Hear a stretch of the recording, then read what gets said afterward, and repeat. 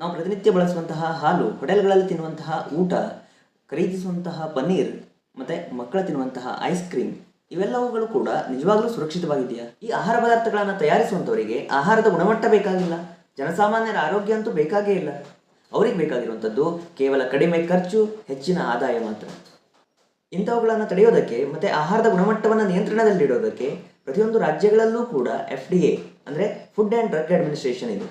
ಹಾಗೆಯೇ ಕೇಂದ್ರದಲ್ಲೂ ಕೂಡ CDSCO ಅಂದರೆ central drugs standard control organisation ಕೂಡ ಇದೆ.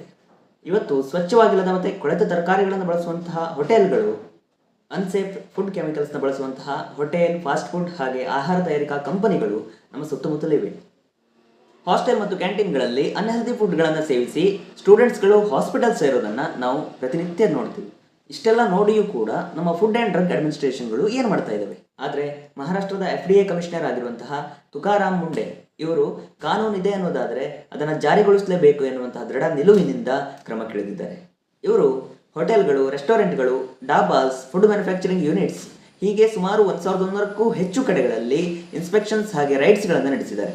ಕೆಲವು ಕಡೆಗಳಲ್ಲಿ ಕಲಬೆರಕೆಯ ಆಹಾರಗಳು, ಫೇಕ್ ಮಿಲ್ಕ್, ಅನ್ಸೇಫ್ ಆಗಿರುವಂತಹ ಪನೀರ್, ಮಿಸ್ಲೇಬಲ್ಡ್ ಪ್ರಾಡಕ್ಟ್ಸ್, ಬ್ಯಾನ್ಡ್ ಗುಟ್ಕಾ ಮತ್ತು ಪಾನ್ ಮಸಾಲ ಹಾಗೆ ಅಸ್ವಚ್ಛ ಆಹಾರ ತಯಾರಿಕಾ ಪರಿಸ್ಥಿತಿಗಳು ಇವೆಲ್ಲವನ್ನು ಪತ್ತೆ ಹಚ್ಚಿದ್ದಾರೆ. ಇವುಗಳಲ್ಲಿ ಕೆಲವೊಂದಿಷ್ಟನ್ನು ಸೀಸ್ ಮಾಡಿದ್ದಾರೆ, ಕೆಲವೊಂದಿಷ್ಟನ್ನು ಕ್ಲೋಸ್ ಮಾಡಿದ್ದಾರೆ, ಕೆಲವೊಂದಿಷ್ಟು ಲೈಸೆನ್ಸ್ಗಳನ್ನು ಸಸ್ಪೆನ್ಷನ್ ಇಟ್ಟಿದ್ದಾರೆ, ಕೆಲವೊಂದಿಷ್ಟನ್ನು ಕ್ಯಾನ್ಸಲ್ ಮಾಡಿದ್ದಾರೆ. ಕಾಸ್ಟಿಕ್ ಸೋಡಾ ಮತ್ತು ಶಾಂಪೂವನ್ನು ಬಳಸಿ ಹಾಲನ್ನು ರೆಡಿ ಮಾಡ್ತಾರಂತೆ. ಒಂದ್ಸಾರಿ ಯೋಚನೆ ಮಾಡಿ, ಇದು ನಮ್ಮ ಸಾರ್ವಜನಿಕ ಆರೋಗ್ಯದ ಮೇಲೆ ಎಷ್ಟು ಪರಿಣಾಮ ಉಂಟು ಮಾಡಬಹುದು ಅಂತ. Food safety and standards act ಅಡಿಯಲ್ಲಿ ಯಾರಾದರೂ ಅನ್ಸೇಫ್ ಆಗಿರುವಂತಹ ಹಾಗೆ ಕಲಬೆರಕೆ ಆಗಿರುವಂತಹ ಆಹಾರವನ್ನು ನೀಡ್ತಾ ಇದ್ದರೆ ಅವರಿಗೆ ಸೆಕ್ಷನ್ 59 ಅಡಿಯಲ್ಲಿ ಶಿಕ್ಷೆಯನ್ನು ವಿಧಿಸಬಹುದು.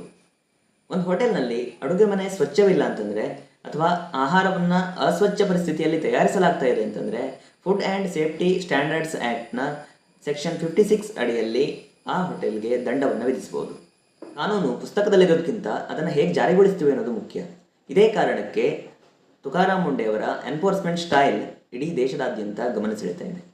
ಅವರ FDA ತಂಡ inspections, testing, Caesar's and regulatory action ಮೇಲೆ ಹೆಚ್ಚು ಫೋಕಸ್ ಮಾಡ್ತಾ ಇದೆ. ವ್ಯಾಪಾರ ಮಾಡುವಂಥ ಹಕ್ಕು ಪ್ರತಿಯೊಬ್ಬರಿಗೂ ಇದೆ, ಆದರೆ ಸಾರ್ವಜನಿಕರ ಆರೋಗ್ಯಕ್ಕೆ ಅಪಾಯ ಉಂಟು ಮಾಡುವಂತಹ ರೀತಿಯಲ್ಲಿ ವ್ಯಾಪಾರ ಮಾಡುವಂಥ ಹಕ್ಕು ಯಾರಿಗೂ ಇಲ್ಲ.